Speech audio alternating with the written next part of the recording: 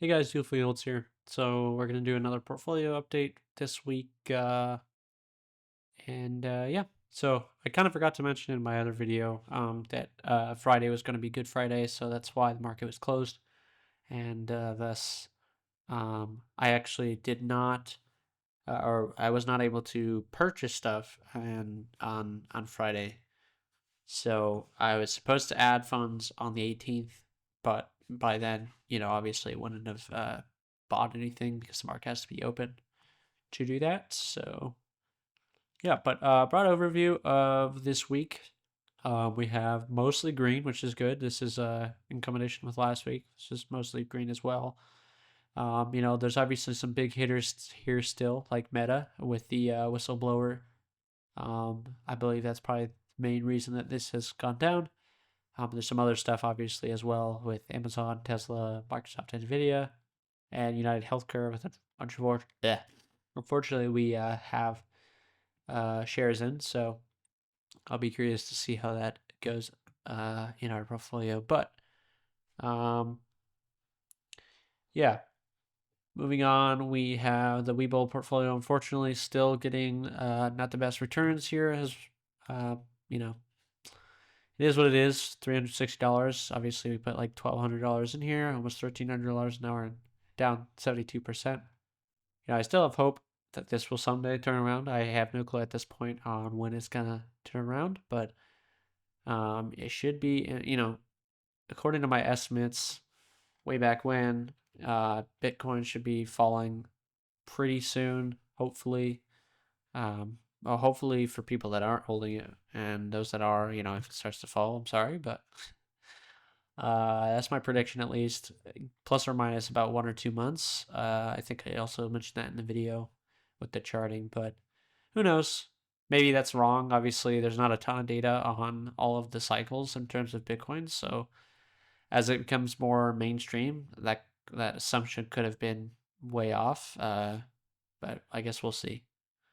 And then on our M1 Finance portfolio, I did add $1,500. Now you might be asking yourself, why not 2,000? Usually do 2,000. Well, I'm also trying out a new platform. I know this is like a 50th platform I've tried, but this is something I've wanted to get in for a long time now at this point, which is basically algorithmic trading. And this is the most mainstream in terms of most mainstream platform, as well as like the most intuitive and all that involved. Now I am a software developer by my that's my occupation, but this is a no code platform, so you guys can step in here if you wanted to, and just basically go away and make your own thing here. So I put $500 here. And there's also some kind of a community aspect to it where you can basically see all of these different portfolios. You can see, if we pick this one, for example, it will show you the comparison between the S&P 500, or basically SPY, and they call them symphonies, right? So Composer.trade is the URL, and then Symphony is basically your trading strategy. And in here, you can see if you scroll down, there's like basically these kind of concepts of if statements, weightings. You can see here it's like 10-day relative strength index. Bill is less than the 10-day relative strength index of IEF. I mean, so on and so forth. There's a lot of strategy that comes in here, but I'll be the first to say that you do have to be careful on whose strategy you choose, or if you make your own, because they can very easily become overfit. This is a common thing with backtesting in general. That's so yeah, you kind of have to know what you're getting into. But we can see here year to date, or you can see here that for the most part follows SPY, but it's up on SPY. You can see SPY at this point is down negative 9.69%. I don't know why it keeps doing that. Come on. And this is up 10.5 or 10.8%. So about a 20% almost delta. No, actually more than a 20% delta. So yeah.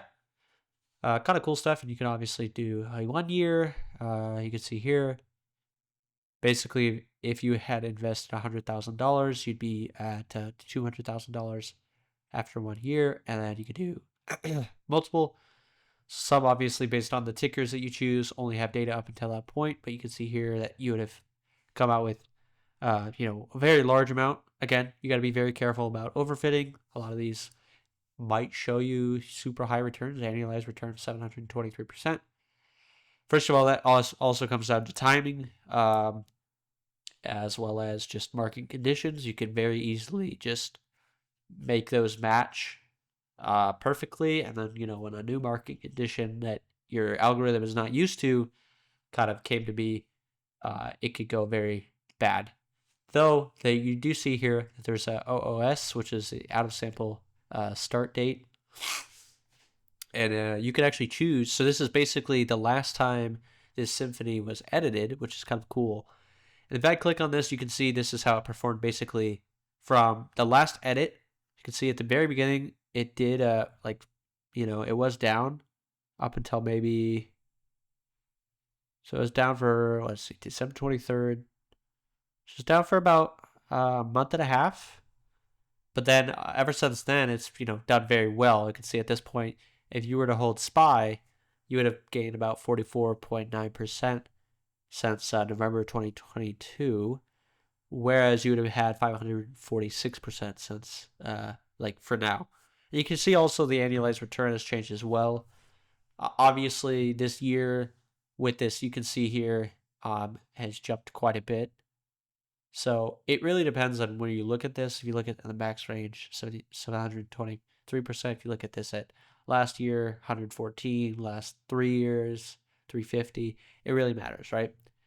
But anyways, I'm gonna try this out. I'm gonna leave my code in the description. I'll also show it here real quick. Basically, you can see it here. You get 25% off every time that you invite someone, and that person also gets 25% off forever, right? So basically, there is a monthly subscription of this, which is kind of expensive. I think it's about $40, but I was just thinking, I'll put $500 in here and I'll pay that fee. Also, for the first 2 weeks, you get a free trial. I don't know if that's always the case, but at least right now, I'm part of that free trial. So I was interested in that.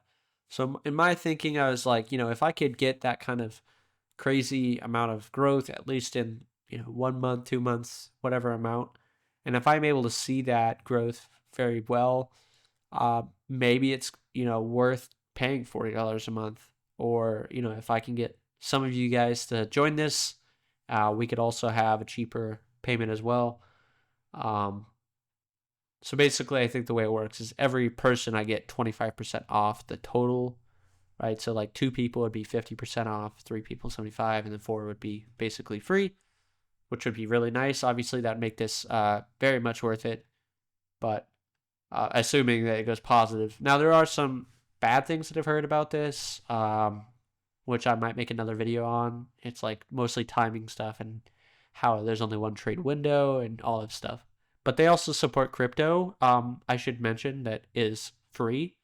So you can see there's this thing that's just called the Trading Pass, which for stocks, you need to have this Trading Pass or that $40 a month subscription. If you do solely crypto, you're able to use all those technical indicators and everything for free.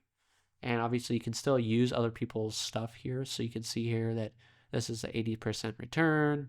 Maybe year to date, it has a negative 60% return. So, you have to look at all the numbers. And they provide also very common statistical numbers, such as, Sharpe ratio, Calmer ratio, max drawdown, standard deviation, all that kind of stuff. So I would say look at it if you guys want. But obviously, you're not, obligated to. I just obviously would be probably, what am I trying to say? I'd be benefiting if you do join, and if you do decide it. What I would say, actually, if I'll be completely transparent with you guys, I'd probably just say wait until I kind of get a grasp of this platform. If you don't want to risk your own money, I've obviously put $500 of my own money here, and I'm willing to risk that. Because in my head, I was like, if, for example, I would be able to do a 10x return, which would be crazy, but if I were to do that, $40 a month in 1 year, $40 a month would be around 400 and something dollars, all right, $480, so about $500. If I were able to 10x my money, this would be totally worth spending that $480 plus this $500, right? So I don't know. And if I lose all my money at the end of the day, $500 is not like terribly a lot of money. I don't know. It also depends going forward. I might do this kind of split up again because I think I still like to focus on mostly, safe-ish stocks, like I was saying. But I don't know. With that being said, I also, like I said, I'm a software developer. I could theoretically make this myself. There's a lot of stuff that goes into it, as though, mostly connecting with other APIs that, I don't really actually have access to in terms of the brokerages that I currently have access to. That's not entirely true, actually. I do use Alpaca Trades, which is funny enough that I mentioned that because these people use them as well. But I know I'm rambling, so I'm going to move back to the M1 Finance portfolio. So to be clear, you can see tomorrow we're going to be buying 30 different items. A lot of those of different weights, but that's going to be $1,700. So that's $200 worth of dividends. Speaking of which, I did not receive the dividend from YMAX because of the Friday being a holiday. I believe it's tomorrow. Yeah, I think it's the 21st that I'll receive that, which should be about $43, I think, again. But I did receive this, you can see, a 13 cents on the O Realty Income Corporation, as well as 9 cents on security lending. And I know a user asked me about that before. It's 9 cents. It's nothing crazy, but at the end of the day, it's still free money if you think about it like that. Now, there is some downsides, which if you want to go find the video where that user commented, I'm sure you could do that and find my comment. It was pretty lengthy, so yeah. But lastly, let's just go over these real quick. So for the week, we had zero, pretty much no movement on BTOL, but we did have some negative movement on TQQQ. Fortunately, there we had some positive movement, 2.5% almost, or about 2.7% on YMAX, and last but not least, the balanced portfolio, which I will show you here. Largest one here was the obviously realty as a whole, real estate as a whole has kind of gone up about 7% in our portfolio, which is nice. We also have energy, which mainly is from ExxonMobil and Enphase. And financials, we had MasterCard going up the most, 3.6%. In terms of negative things, we can see healthcare. Like I said, our United Healthcare group went down 23%, which is quite a lot.